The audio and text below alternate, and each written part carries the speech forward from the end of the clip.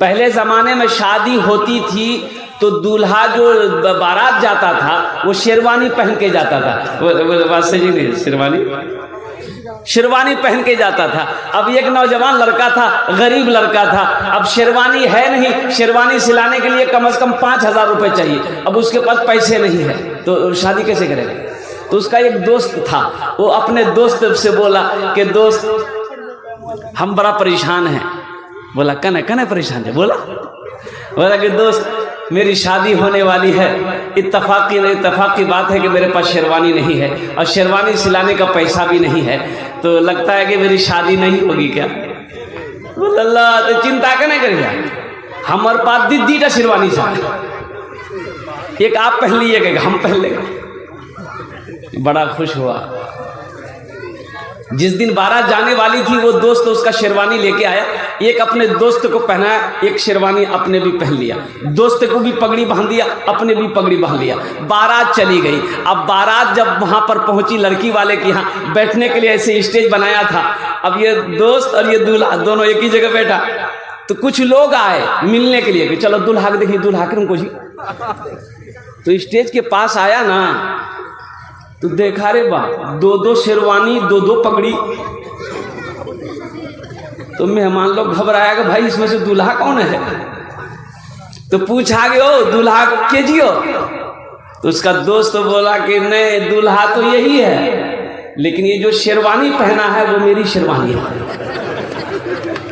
अब मेहमान तो चला गया, मेहमान देख के चला गया। तब ये दोस्त बोला कि भाई तुम मेरी बेइज्जती करवा रहे।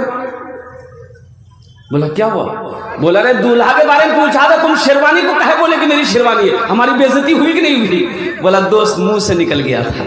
अच्छा चिंता मत करो, अब भूल किससे नहीं होती है। फिर कुछ देर के बाद कुछ लोग आए, मुखिया सरपंच पार्षद लोग आए शादी में। सोचा चलो दूल्हा को देख लेते हैं। स्टेज पर आए तो देखा कि 2-2 शेरवानी वाला दूल्हा है, 2-2 पगड़ी वाला दूल्हा है। तो इसमें से एक आदमी पूछ लिया, अरे भाई दूल्हा कौन हो, तुम हो कि तुम हो? तो उसका दोस्त बोला कि नहीं, दूल्हा यही है, लेकिन ये जो शेरवानी पहना ये मेरी नहीं है। फिर शेरवानी को लेके आया बीच में ही। इसका दोस्त बोला कि हम शादी नहीं करेंगे, तुम शेरवानी को छोड़ोगे नहीं, खोल के दे दे तुमको हम। अरे नहीं दोस्त, भूल हो गई। कुछ देर के बाद फिर कुछ लोग आए। अब आए तो भाई देखा कि 2-2 शेरवानी, 2-2 पगड़ी। तो पूछा कि भाई दूल्हा इसमें से कौन हो?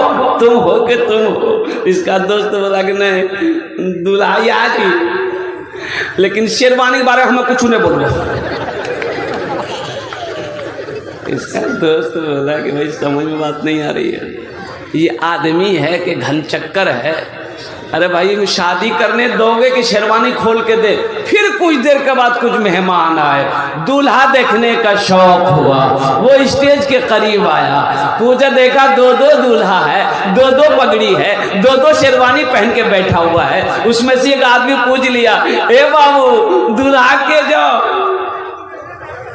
तो उसका दोस्त को बर्दाश्त नहीं हुआ, वो बोले नहीं, दूल्हा यही है, ये मेरा दोस्त दूल्हा यही है, लेकिन ये शेरवानी ना उसकी है ना मेरी है। उसका दूल्हा शेरवानी खोला वहीं पर। बोला दोस्त शादी निकाह मैंने करवा। मेरे भाइयों, मेरे दोस्तों, मेरे नौजवानों, मेरे बच्चों, ये देखिए ये असली जलसा सुनने वाला तो अभी आ रहा है। बैठ जाओ बेटा, वहीं बैठ जाओ। ये सब हमारा नौजवान है, अल्लाह इन लोगों की उम्र में बरकत अता फरमा दे, आमीन बोले अल्हम्दुलिल्लाह। एक बात याद रखिएगा, वो कहानी सुने, वो कहानी आप लोगों ने सुना है कि नहीं सुना है? अंधेर नगरी चौपट राजा, टकासेर सोना टकासेर खाजा। सुने हैं? नहीं सुने हैं? हाँ। एक गुरु एक चेला पहुंचा, वो उस इलाके में पहुंचा तो देखता क्या है कि बाजार में सोना भी 1 रुपए किलो और खाजा भी 1 रुपए किलो। तो चेला बोला गुरु से कि गुरु यहां क्या हो रहा है? इतना सस्ता खाना, इतनी सस्ती मिठाई मिल रही है गुरु, सोना भी 1 रुपए किलो, मिठाई भी 1 रुपए किलो। तो उसका गुरु बोला कि यहाँ का हालात ठीक नहीं है, जल्दी भागो यहाँ से। तो चेला बोला कि नहीं भागेंगे, यही तो मौका मिला, हम बहुत पतला दुबला हो गए, खूब खाएंगे, खूब बदन बनाएंगे, आप जाइए। गुरु बोला कि बेटा सोच लो। बोला हम उसको चिल्लाते जा। गुरु चला गया, चेला खूब खाया, एक आध महीना रहा, ये फूल के मोटा हो गया। अब वहां का जो राजा था, बादशाह था, अब एक आदमी रात में चोरी किया, चोर पकड़ा नहीं गया।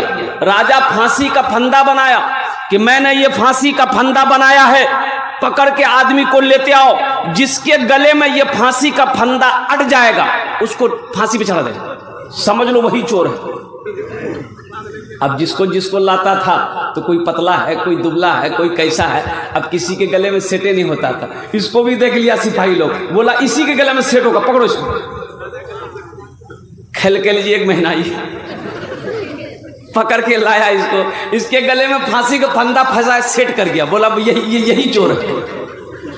अब ये रोने लगा कि भाई अच्छा बुरा फंसे, मेरे गुरु तो सही कहा था कि मेरा चेला यहाँ के हालात ठीक नहीं है, कुर्बान जाइए। आखिरी ख्वाहिश पूछा गया कि तेरा वक्त अब आखिरी आ गया है, मौत का वक्त करीब है, तुम्हारी कोई आखिरी हिज्जा है, आखिरी ख्वाहिश है? तो बोला कि हाँ, मेरी आखिरी ख्वाहिश यही है कि वो मेरा एक गुरु है, बस मेरे गुरु को बुला दीजिए, कुछ बात उनसे करनी है। तो राजा ने सिपाही को भेजा, ढूंढो इसका गुरु कहाँ है। गुरु को पकड़ के ले आया, तो गुरु के कान में चेला ने कहा कि गुरु बचा लो, हमको बचा लीजिए। तो गुरु ने कहा कि हमने तुमको पहले ही ने कहा था कि यहाँ का हालात ठीक नहीं है, अंधेर नगरी, चौपट राजा, टका से सोना टका से खाजा। तुम समझे नहीं, तुम समझे नहीं। ठीक है, चिंता ना करो। गुरु ने कहा चिंता ना करो, हम तुम्हें बचा लेंगे, हम तुम्हें बचा लेंगे, चिंता ना करो। तो गुरु ने कहा बादशाह से, हुजूर ऐसा किया जाए, ये फांसी का फंदा मेरे चेले को ना पहनाया जाए, ये फांसी का फंदा मेरे गले में पहनाइए, हम मरना चाहते हैं। तो बादशाह ने कहा कि काहे, आप काहे मरना चाहते हैं? तो गुरु बोला कि मैंने पत्री देख लिया है, जंतरी देख लिया है, किताब देख लिया है, आज के दिन जो मरेगा वो डायरेक्ट जन्नत में जाएगा, इसलिए हम जन्नत में जाना चाहते हैं। तो बादशाह बोला, अरे वाह, ये तो गुरु बड़ा चालाक है, ये कहा जन्नत में जाएगा, हम ही कहीं चले जाएंगे जन्नत में।